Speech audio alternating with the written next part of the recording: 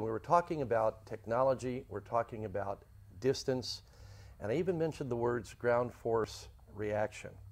These are all very important words because this is a golf shoe that is a piece of equipment, not so much a piece of apparel like most people have treated shoes. It's a piece of equipment.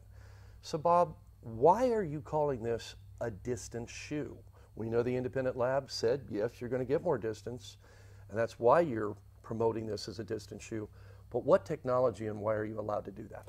Yeah, no, I'm so glad you asked me that question because this is where the passion of building the shoe came from. Yeah. Is that I really believe the golf shoe is the source to facilitate the key fundamentals of the golf swing. Mm-hmm. You are right. It is equipment, and it has been relegated, in my opinion, by the manufacturers as a fashion statement or accessory. Mm-hmm. And in fact, it facilitates distance, and it's been overlooked. So I would have never thought that my golf shoe was a part of my ability to hit the ball farther. Right.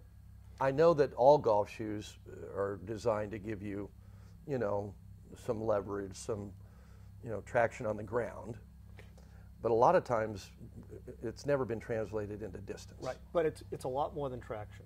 A lot more than traction. So tell me about it. So when you look at a golf shoe and how it's designed, what it really does for the golfer, if you think for one moment that at a moment in time, your feet and that golf ball are connected, because you start with that swing, and ground force is a new term. Well, it's an old term that's getting a lot of light, and we're pioneering it. What does it mean? Okay, so as you swing the club, you generate a lot of vertical force, throwing it down into the ground, and it works out to be a % of your body weight.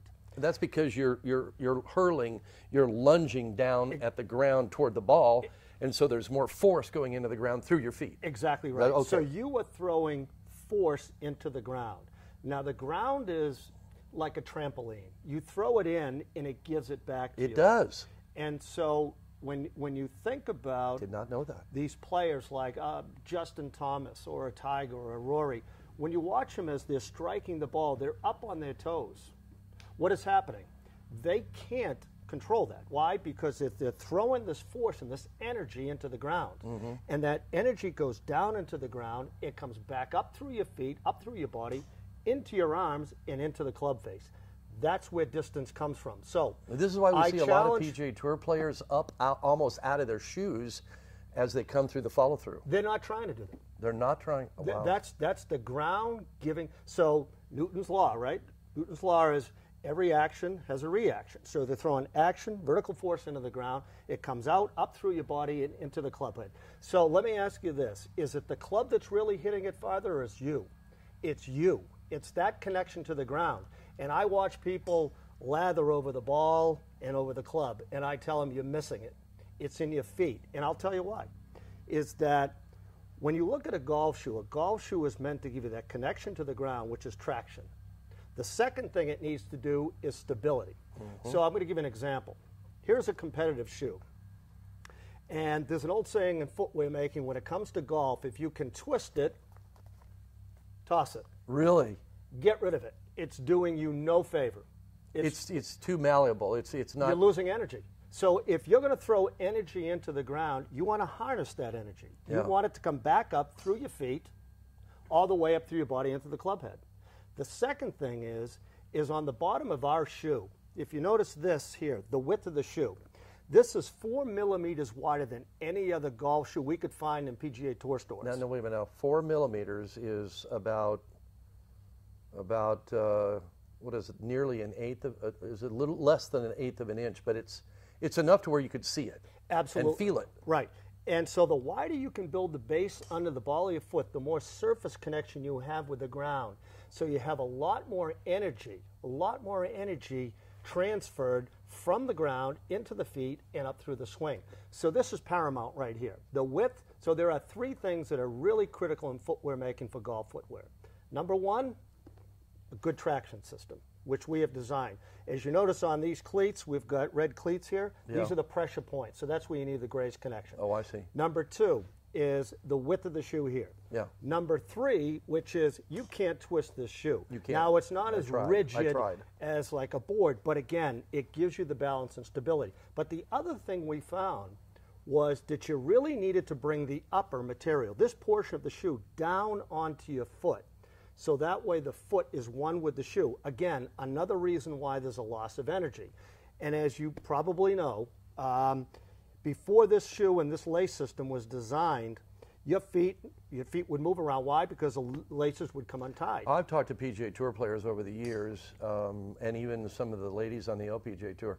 They go through shoes like they go through golf balls. Yep. It's just like almost every round, they're either wearing out the bottom or there's some problem. Their feet begin to move and slip inside the shoe, I'm told. Right. That doesn't happen here. No, because these laces, excuse me, these laces, you bring them down on the top of your foot, and when you do that comfortably, it locks it in place. Yeah. So you lock that in place. Now the shoe is one with the foot. Bob, one of the nicest things about the Sqairz Golf Shoe that I like is when you unbox them after they're sent to you, and that is you not only take your shoes out, there's a great thank you note inside the box, you get your shoes, but you also notice there's a little extra gift, a little something for the golfer. To match the square toes, they have the square-toed Sqairz Golf Shoe socks. Right. Tell me about that. We had a lot of fun with this, but we set out to build the most comfortable golf sock we could build. And we looked at the running industry and how they need that cushioning in certain areas. So we looked at the materials that we use there, and we deployed them on the bottom of the sock. But the other thing was that if you've got a square toe shoe, why would you wear a rounded toe sock and angle your toes in? So we had a little fun, and we designed a square toe sock. But it really is a good golf performance-oriented sock. Very good, very good. All right, Bob, thank you so much for being with me today on Match Play. The history of some of the technology, working with Arnold Palmer. I'm going to give you the last word in the form of you'll answer this question, and that is, if Arnie were with us today, and you used to be his executive vice president, what would he say about the Sqairz Golf Shoe, do you think? I think he'd really appreciate it, because those guys knew back then about ground force. They knew about connection to the ground. Somebody like himself and even Ben Hogan, who had 28 cleats on the bottom of his feet, knew. 28 cleats. Knew that distance comes from the feet, and this is an advancement in golf footwear that helps the golfer play better and gets more out of the golfer.